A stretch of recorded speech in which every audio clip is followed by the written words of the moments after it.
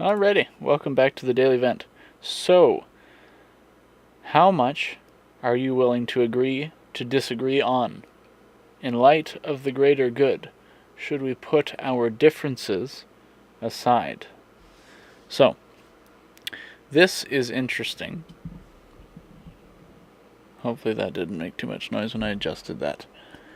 What's interesting about this is that I might have a different perspective now from when I first wrote this note, because the greater good, how often has that been used for bad intentions and purposes and plans?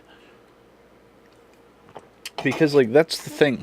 I think we're kind of realizing right now where it's like, because I've heard this phrase, what are the keep the first things first or something like that? Like, what are the primary issues and what are the secondary issues?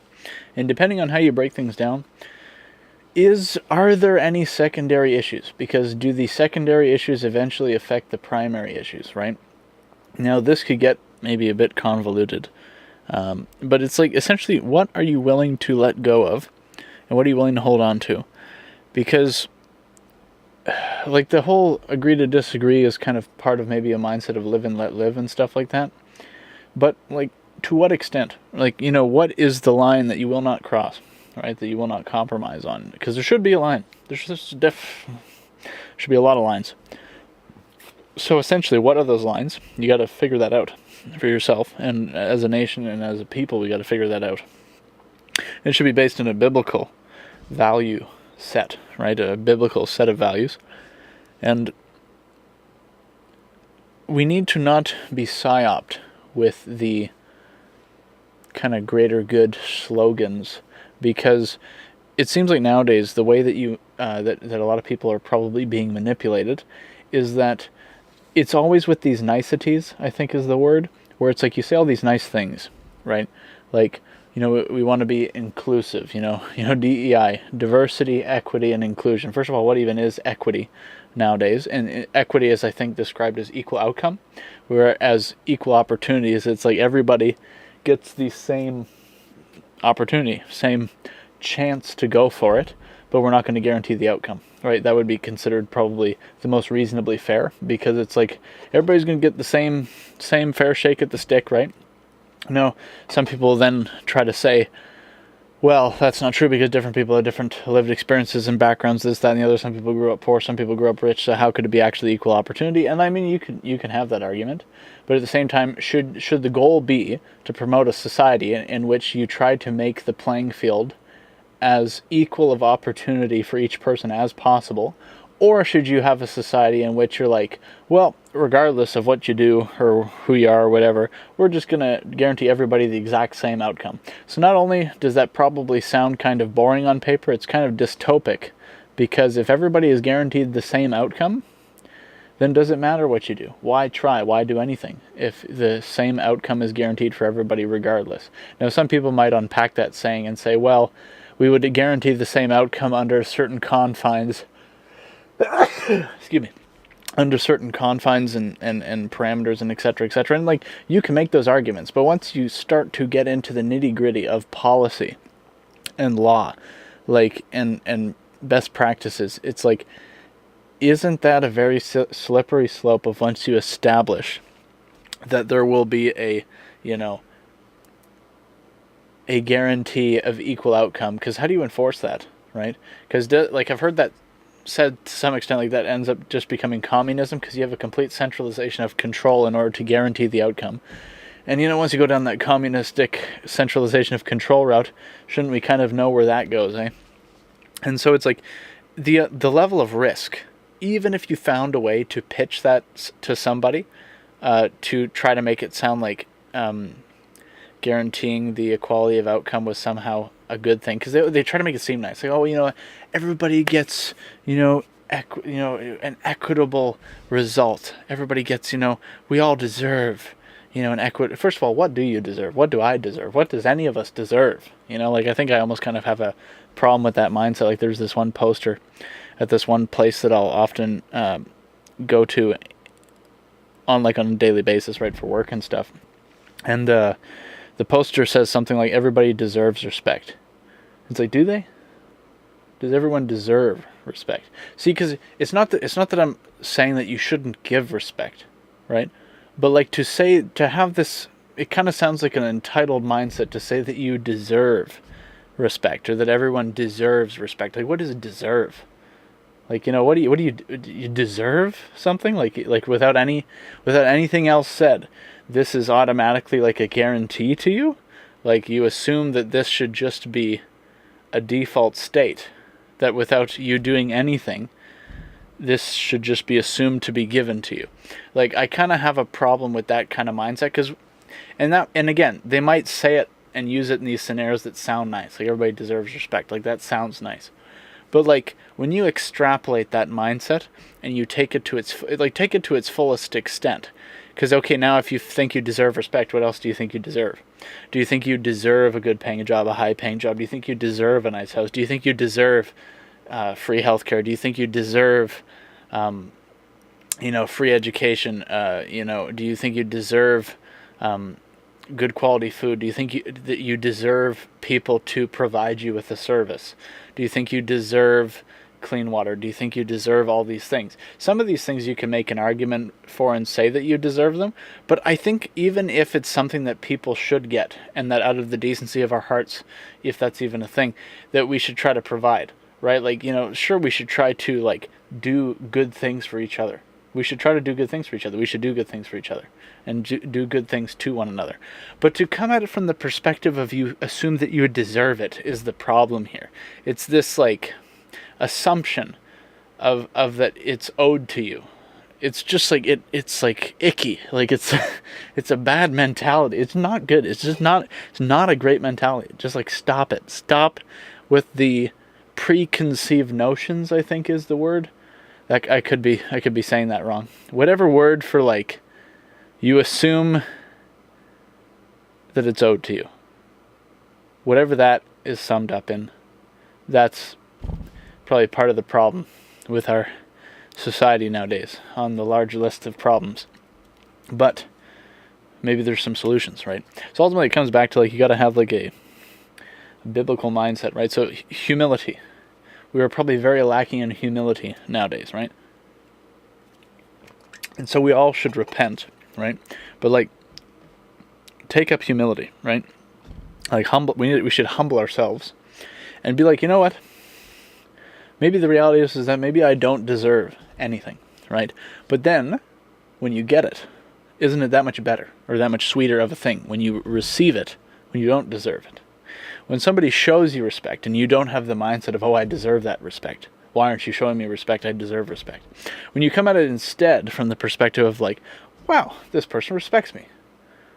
That's great. I didn't expect that. Like, isn't that like a better mindset? Like, and again, not everybody that thinks that they deserve respect necessarily has a stuck-up attitude. But are you more likely to have a bad attitude or a stuck-up attitude or a that kind of attitude that is not so good if you assume that you deserve something?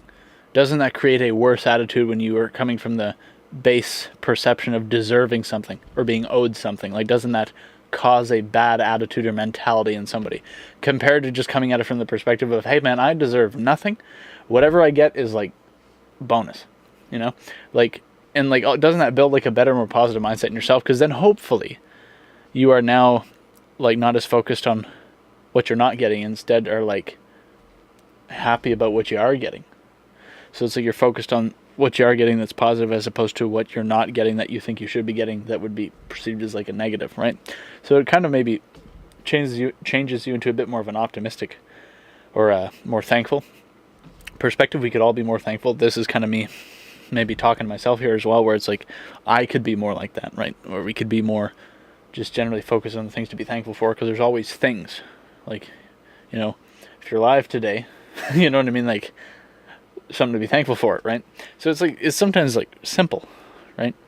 So when it comes down to get back to the main point, how much are you willing to agree to disagree on? We strayed pretty far from that. So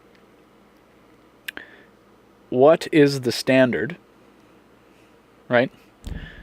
And don't be, here we go, don't be psyoped by the niceties or the nice slogans, like everyone deserves, etc.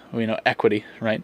Don't be psyoped by the nice slogans around equity and things like that, into then thinking, well, like, because if you say, okay, let's agree to disagree on, DEI, right?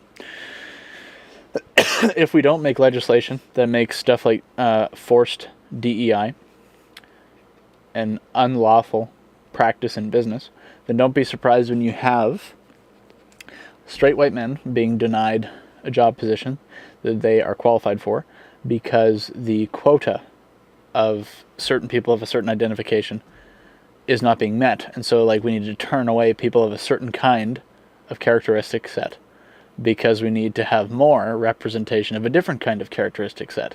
So it's like diversity, equity, and inclusion. It's like, is a diverse company something that's seen as 25% this race, 25% that race, 25% that race, etc., etc.? Or is diversity more, or should be more, about like a diversity of thought, right? Because is it possible that you could have a company that's like, 70% this color, 30% that color, right? And then 0% other, like, different identifications, because there's probably like a bunch of identifications, right?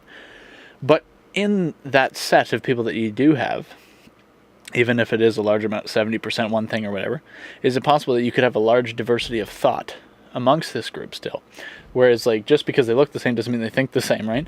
It's like, shocker. That should be, like, just like, it's kind of crazy that we've allowed ourselves to be so, like, pigeonholed, or whatever the word is, like, put in this box, gotta be in view of the camera, put in this box of, like, all of these people must think this way because they look the same. Like, this is like, it's like, if you wrote down on paper and you explained the thought process of the different, like, slogans we're fed nowadays, it's like childish, simple, and just kind of ridiculous sometimes. My mic's moving, the stand's moving on some, whatever. Hydraulics are probably not tight enough. Anyway, stay on topic here. We allow ourselves to get so brought into these childish mindsets on stuff. Like, it's kind of crazy how far we let ourselves fall when it's like, you care about diversity, equity, and inclusion. You make it sound like it's this great thing that no one should ever be opposed to. And that's kind of part of the psyop. You just name it something that nobody on face value can disagree with in premise, if it was as simple as it sounded. But the actual way that it's played out is usually never that simple or nice, right? So it's like, if you name a movement Black Lives Matter, what genuine, decent person is going to disagree with something like that, whatever lives you put with that term, right? Because most, like, hopefully most people just agree that, like, lives in general should matter.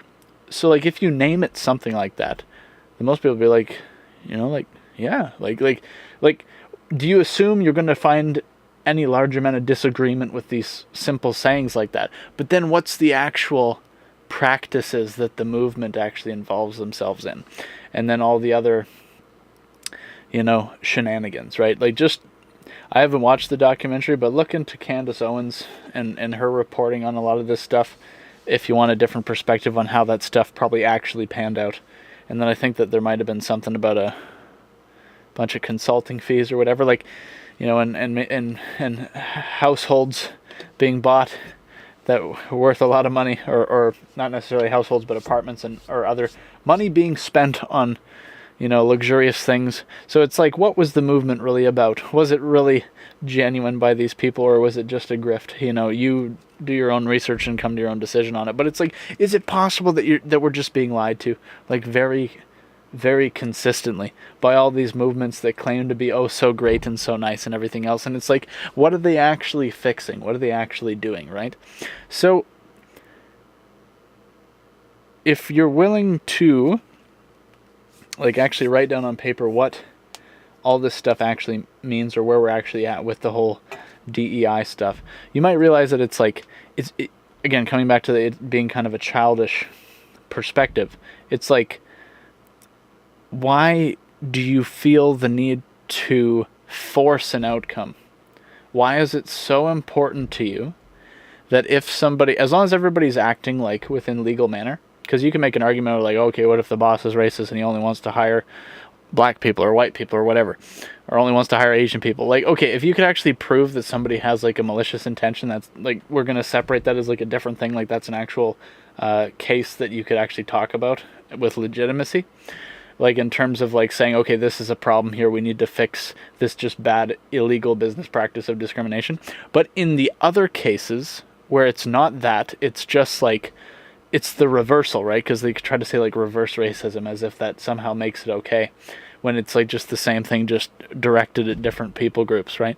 As far as I can understand. And so it's like, once you're doing that, it's like, well, we need to get our quota of etc. people group up, because it's not high enough. It's like, why does it matter to you so much that that specific people group on a physical level is represented higher than it is now, right?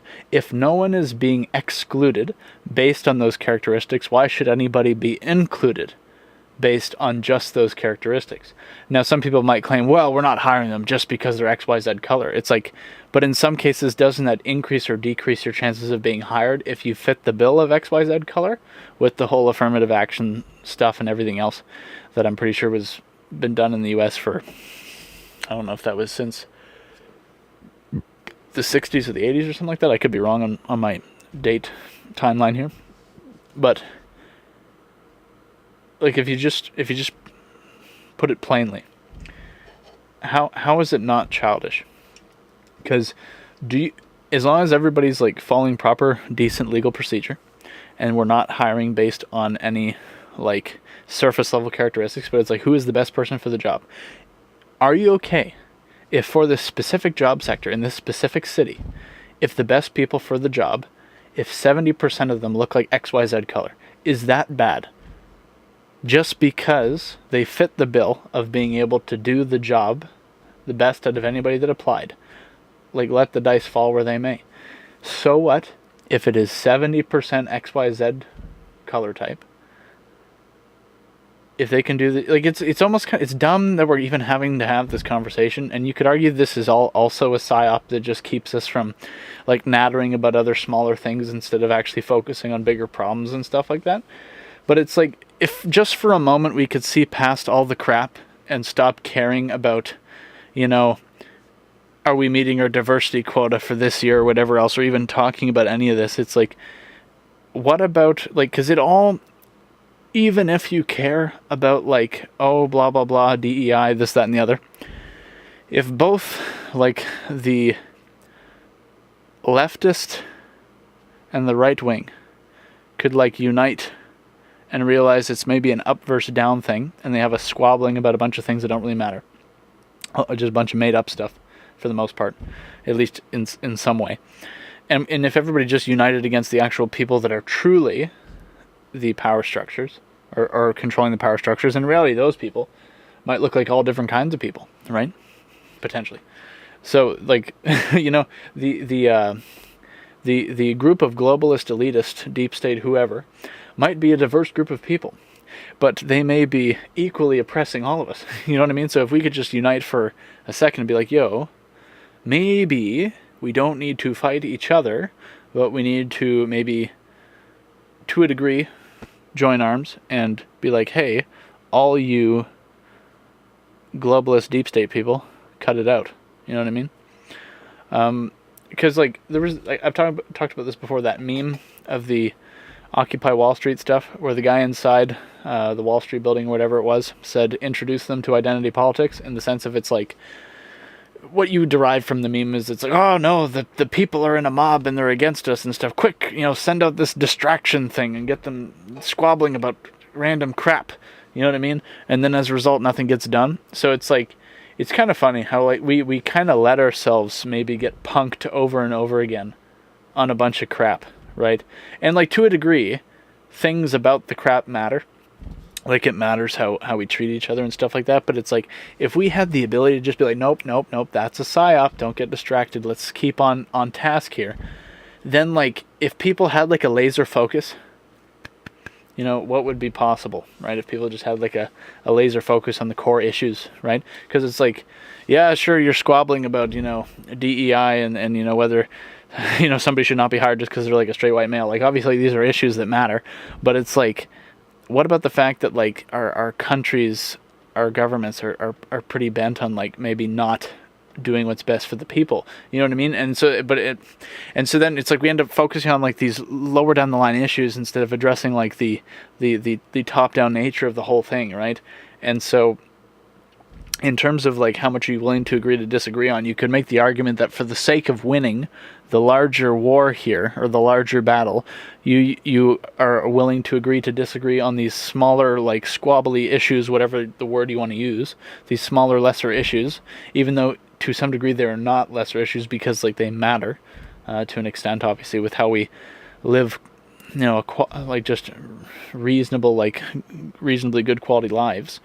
But for the sake of, you know, tackling the most important issue, do we put all our differences on the other stuff aside, and then we get into like that whole big tent thing, like I think I talked about in the last episode probably, where it's like you form this big tent of a bunch of people with a bunch of different views for the sake of like winning the current bigger battle. But then what happens once that's won? Then now you have to kind of sort out what everybody thinks, and you kind of have like this sort of civil war internally going on. That's kind of maybe to some degree that's where it's at now, but on a smaller level, because like the deep state is still not defeated, right? And who knows if it'll ever be defeated. Like at the end of the day, it's like if God wants it to come down, then it'll all come down, right? In the sense of like, what is God's timing for it, right? Because eventually, you know, sooner or later, Christ will return and all will be made well, right? So until then, like, it's just, we got to do the will of God. Whatever the will of God is, we got to do what God wants us to do. Now, discerning what that is in the meantime is the challenging part, because it's like we might not always know what we're supposed to do exactly. Now everybody kind of will go to the basics of like preach the gospel and disciple and things like that, worship God, things like that. And you could even unpack like, what does all that mean? But like there's probably multiple areas of responsibility each one of us are given, like, you know, in each of our jobs, how are we to operate, you know, live holy lives, right? What does that mean? What does that look like? How are we to steward the things that God has given us, whether that be our local communities, our jobs, families, households, our nations, countries, right? The nations that we live in.